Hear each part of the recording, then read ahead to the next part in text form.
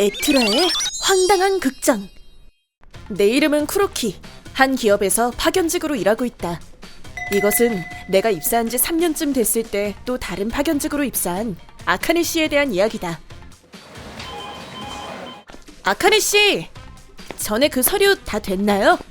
네, 여기요. 역시 아카네 씨야, 완전 빨라! 감사합니다! 아카네 씨는 예쁘고 일도 잘하는 분이었다. 왠지 좀 미스테리한 사람이긴 했지만 나는 그 사람에게 호감이 생기기 시작했다. 다음에 같이 밥 먹자고 해볼까? 그래도 갑자기 그러면 당황하겠지? 그러던 어느 날 일을 너무 열심히 했나? 배고프다. 오늘은 간단하게 우동 끓여 먹을까? 일단 얼른 장 보고. 응?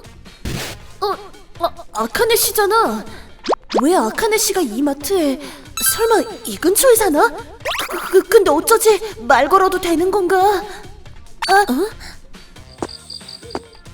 크로키 씨도 이 근처에 사실 줄은 몰랐네요. 진짜 놀랐다니까요. 네, 저도요. 그나저나 대단하시네요. 밥도 직접 만들어 드시고. 아니에요. 대단한 건 못하고 쉬운 것만 만들 줄 알아요.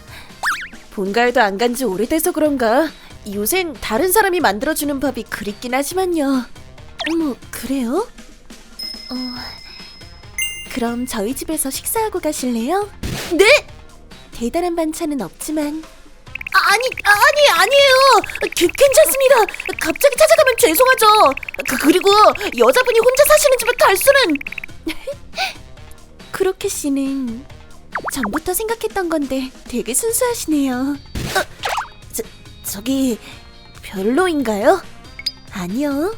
그냥 옛날부터 제 주변에 크로키 씨 같은 분만 있었다면 좋았을 텐데 싶어서요. 네? 저희 집은 여기라서요. 먼저 들어가 볼게요.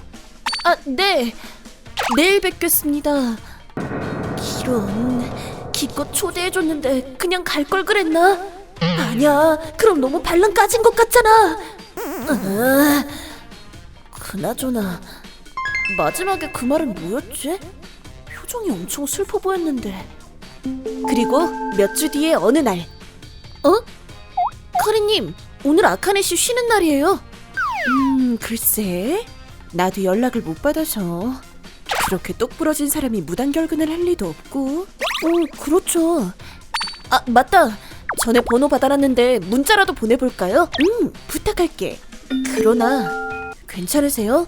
오늘 아무 말도 없이 안 나오셔서 다들 걱정하고 있어요. 아직 안 읽었네. 결국 아카네 씨한테선 아무 연락도 없었다. 내 메시지도 읽지 않았고 답장도 없었다. 그리고 그로부터 5일 뒤. 아카네 씨요, 제 메시지도 안 읽고 전화도 안 받아요. 이상하네. 본가 쪽에도 연락해봤는데 아무것도 모르는 눈치더라고. 혹시 무슨 일 있는 건 아니겠지? 무슨 일요? 저 사실 아카네 씨 어디 사는지 알아요. 퇴근길에 살펴볼게요. 그래, 나도 같이 가자. 이렇게 둘이 같이 아카네 씨 집에도 방문해봤지만 역시나 아무 대답이 없었다. 안에서 쓰러져 있을까 걱정돼서 관리회사에도 연락해봤는데 하지만 가족분이 아니시면 열어드릴 수 없어서요. 라는 답변이 돌아왔다. 다음날 아카네 씨의 어머님이 이쪽으로 와주신 덕에 문을 열어볼 수 있었다. 얼마 전까지 계속 연락했는데 갑자기 또 끊겼어요. 가족들이랑도 연락을 안 했구나. 그럼 문 열게요. 네, 부탁드려요. 실례합니다. 아카네 씨? 아카네? 아래 없니? 아카네 씨? 없잖아.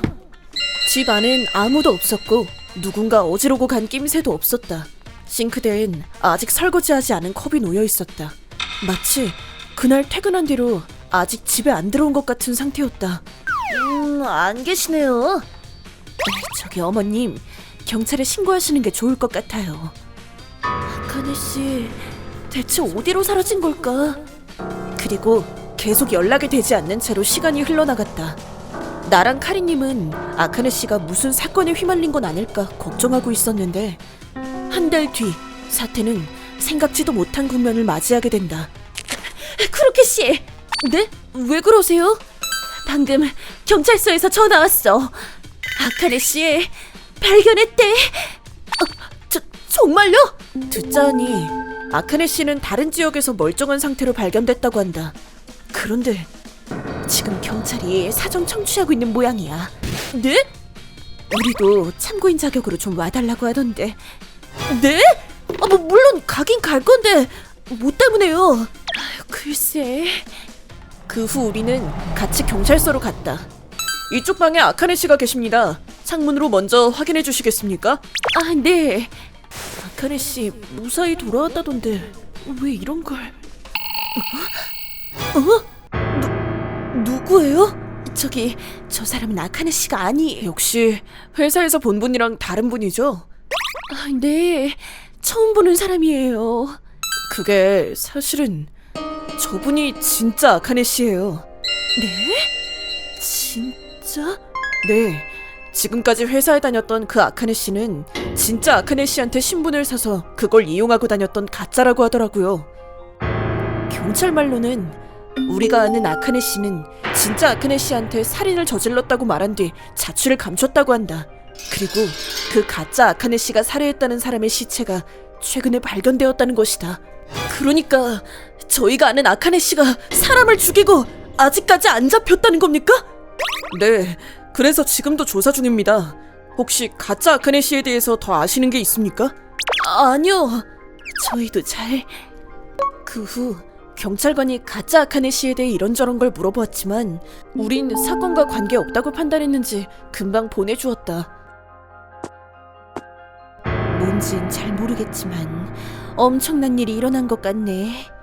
네, 가짜였다는 건 둘째치고 그 사람이 진짜 살인을 했다고? 그런 짓을 할 사람으로는 안 보이는데. 저기요! 아카네 씨네 어머님, 죄송해요. 여기까지 오시게 해서. 저도 사건의 진상에 대해 들은 지 얼마 안 돼서 정신이 없더라고요. 저기 대체 뭐가 뭔지 지금 서에 계신 분이 따님 맞으신가요? 네, 그 앤 제 딸이 맞아요. 저희 집이랑 다른 지역에 살면서 일하고 있거든요. 그래서 이런 일이 있는 줄은 몰랐어요. 파견직이라던 그분은 저도 전혀 모르는 분이라. 이 타이밍에 죄송한데요. 무슨 일이 있었는지 저희한테도 알려주실 수 있을까요? 네.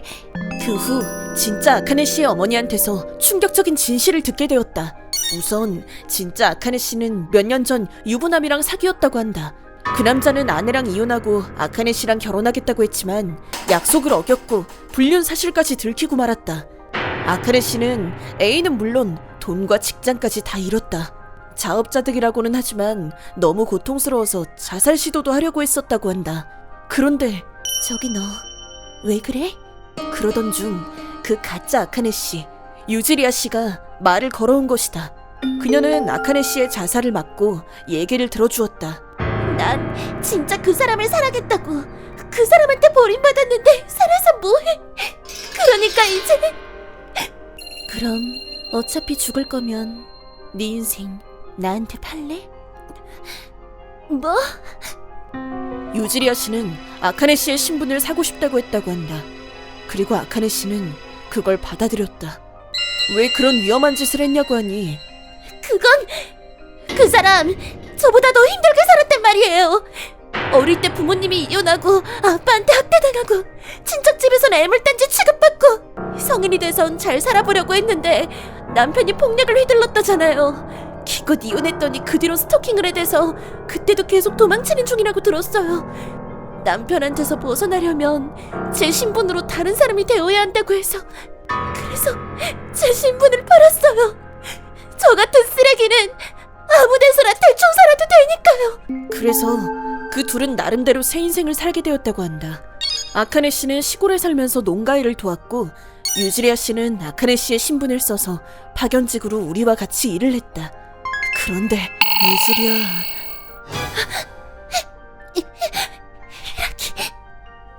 그런 그녀 앞에 또다시 전 남편이 모습을 드러낸 것이다. 그래서...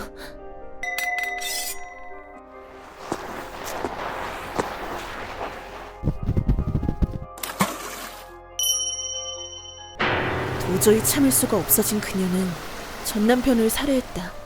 그리고 그 사실을 아카네 씨한테도 알렸다. 미안해. 경찰에 신고해도 돼. 하지만 아카네 씨는 유주리아 씨가 살인을 했다는 사실과 신분을 샀다는 사실이 발각될까 불안해져 결국 한 달 동안 아무한테도 말하지 못하고 가족들과도 연락을 끊게 되었다는 것이다. 유주리아 씨는 아직도 행방불명이라고 한다. 우리 딸도 유주리아 씨가 어디 있는지 모르는 모양이에요. 아무튼 이런 식으로 피해를 끼치게 되어 정말 죄송합니다. 아니에요. 근데 이 일은 저희 회사 측에도 알려야 하는데 괜찮으실까요? 네. 그 후 유주리아 씨의 소식을 듣지 못한 채로 몇 년이 흘렀다. 그때 옛날부터 제 주변에 코로키 씨 같은 분만 있었다면 좋았을 텐데 싶어서요. 유주리아 씨가 했던 그 말, 그건 분명 힘든 삶을 살아온 그녀가 무심결에 뱉어버린 진심이었을 거다. 내가 그리 착하고 좋은 사람은 아니지만 유주리아 씨가 아는 남자 중에선 제법 괜찮은 축에 속했을지도 모른다. 그렇게 생각하니 극심한 후회감이 밀려왔다.